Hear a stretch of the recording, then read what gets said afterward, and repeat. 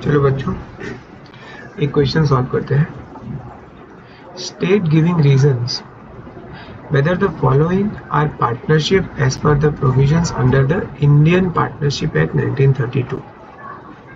So basically यहाँ पे अपने को 3 केसेस दिए हैं और हमें ये बताना है कि ये पार्टनरशिप है या नहीं. जैसे कि अपन ने पढ़ा था कि पार्टनरशिप कहलाने के लिए म्यूचुअल एजेंसी होनी चाहिए, शेयरिंग ऑफ प्रॉफिट्स होना चाहिए, बिजनेस होना चाहिए, एग्रीमेंट होना चाहिए. ये सब चीजें अपन पढ़ चुके हैं. तो हमें चेक करना है कि ये जो 3 केसेस दिए हैं क्या ये पार्टनरशिप है या नहीं. चलो एक एक करके देखते हैं. X, Y and Z agree to divide the profits equally. मतलब उन्होंने ऐसा डिसाइड किया है कि जो भी बिजनेस में प्रॉफिट होगा उसको वो 1/3 डिवाइड कर देंगे.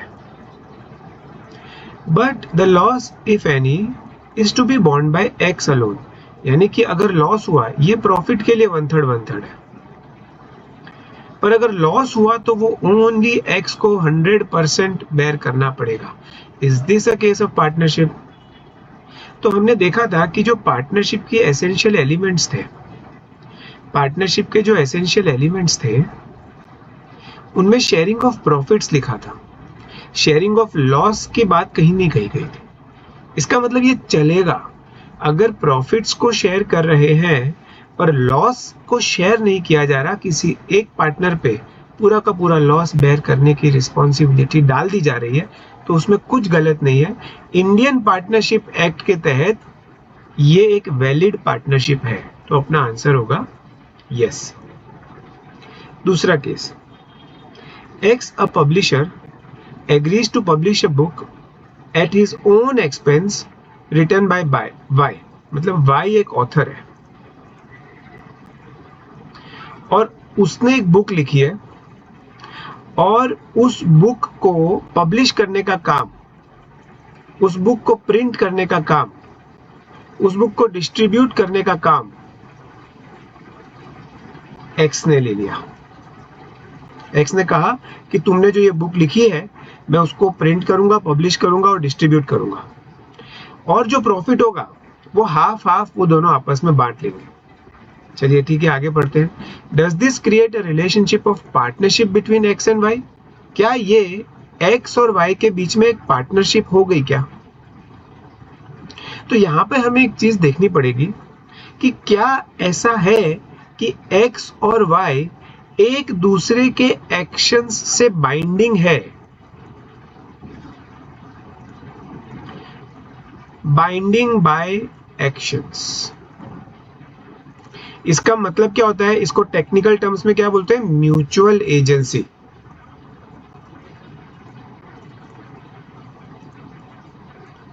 क्या मतलब होता है इसका? क्या एक्स की कोई एक्ट के कारण वाई बाइंडिंग हो सकता है? क्या वाई की कोई एक्ट के कारण एक्स बाइंडिंग हो सकता है? क्या म्यूचुअल एजेंसी एग्जिस्ट करती है? ये हमें चेक करना है. क्वेश्चन में आगे क्या पूछा है? Is Y liable to a paper, यहां पे वाई आएगा. Dealer, is Y liable to a paper dealer for paper supplied to X to print Y's book? क्या बोलना चाहते हैं?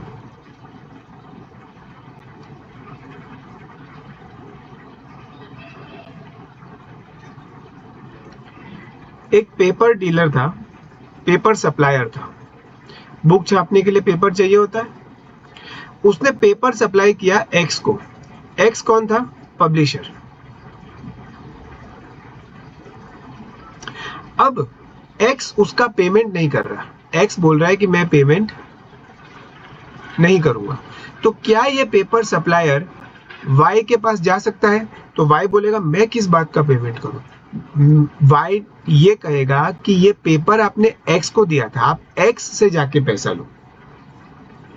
वाई ये कहेगा कि मैंने कभी एक्स के साथ कोई पार्टनरशिप करी ही नहीं है. ये जो एक्ट है, कौन सा एक्ट? बाइंग पेपर, ये एक्ट एक्स ने किया है तो एक्स ही इसका पेमेंट करेगा, वाई इसका पेमेंट नहीं करेगा। तो यहां से हमें समझ में आता है कि इन दोनों के बीच में म्यूचुअल एजेंसी नहीं है। एक और चीज, इस क्वेश्चन में क्या लिखा है, X a publisher agrees to publish a book at his own expense, मतलब कि एक्स ने पूरा खर्चा खुद उठाने की बात करी है। और दूसरा, एक्स के कोई भी एक्ट के कारण वाई बाइंडिंग नहीं हो सकता। तो यहाँ पे म्यूचुअल एजेंसी नहीं है। क्योंकि म्यूचुअल एजेंसी नहीं है तो हम ऐसा मानेंगे, हम ऐसा कह सकते हैं कि इस पर्टिकुलर केस में पार्टनरशिप एग्जिस्ट नहीं करती। X and Y are not partners. Partnership के लिए अपन कहेंगे no. Last, A and B purchase a tea shop and incur additional expenses for purchasing utensils etc. each contributing half of the total expense।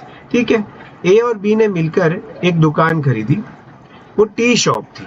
Tea shop मतलब कि एक चाय की दुकान थी, और उन्होंने साथ में A और B ने मिलकर जो बर्तन वगैरह होते हैं वो बर्तन वगैरह के लिए उन्होंने थोड़ा थोड़ा पैसा कंट्रीब्यूट किया। ठीक है, The shop is leased out on daily rent which is divided between both। मतलब कि ये शॉप उन्होंने किसी को लीज पे दे दी, मतलब कि रेंट पे दे दी, और उसका रेंट आता है और वो रेंट ये दोनों आपस में इक्वली बांट लेते हैं। जैसे सपोज करो 1000 रुपीज का रेंट आता है डेली, एग्जाम्पल दे रहा हूँ, तो ये 500 ए ले जाता है और 500 बी ले जाता है। Does this arrangement constitute a partnership between A and B? देखिए, ये जो प्रॉपर्टी थी, इस प्रॉपर्टी के दो ओनर्स थे, ए और बी। इसका मतलब ये दोनों क्या बन गए, को ओनर्स बन गए। और को ओनर्स को जो रेंट मिलता है वो को ओनरशिप के कारण मिलता है, पार्टनरशिप के कारण नहीं मिलता। इसका मतलब इन दोनों के बीच में पार्टनरशिप नहीं थी, को ओनरशिप थी।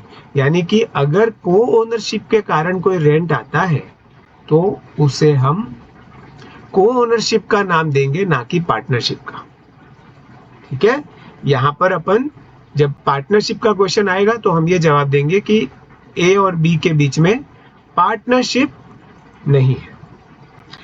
ये 2-2 मार्क का क्वेश्चन था, तो इसको लिखना किस तरह से है, तो सबसे पहले तो हम एक पार्टनरशिप से रिलेटेड क्वेश्चन है तो section 4 of Indian partnership act quote करेंगे, जिसमें पार्टनरशिप की डेफिनेशन दे रखी है वो बताएंगे। जिसमें मेन पॉइंट हाईलाइट क्या करना है कि partnership is a relation between persons who have agreed to share profits of the business carried on by all or any of them acting for all. Carried on by all or any of them acting for all, ये अपना partnership का definition हो गया। अब first जो question था उसका answer था यस, इन दोनों के बीच में पार्टनरशिप है, एक्स वाई और जेड के बीच में पार्टनरशिप है, क्योंकि यहाँ पे शेयरिंग ऑफ प्रॉफिट्स हो रहा है। दूसरे में अपन लिखेंगे नो, पार्टनरशिप नहीं है, क्योंकि म्यूचुअल एजेंसी नहीं है। एक्स और वाई एक दूसरे को अपने एक्ट से बाइंड नहीं कर सकते। और लास्ट सिचुएशन में भी लिखेंगे कि पार्टनरशिप नहीं है, वो को ओनर्स है, और को ओनर्स आर नॉट पार्टनर्स। जो रेंट उनको मिलता है वो को ओनरशिप के कारण मिलता है। इसका जो स्टैंडर्ड आंसर है वो भी व्हाट्सएप पे डाला है, वो आप लोग प्लीज देख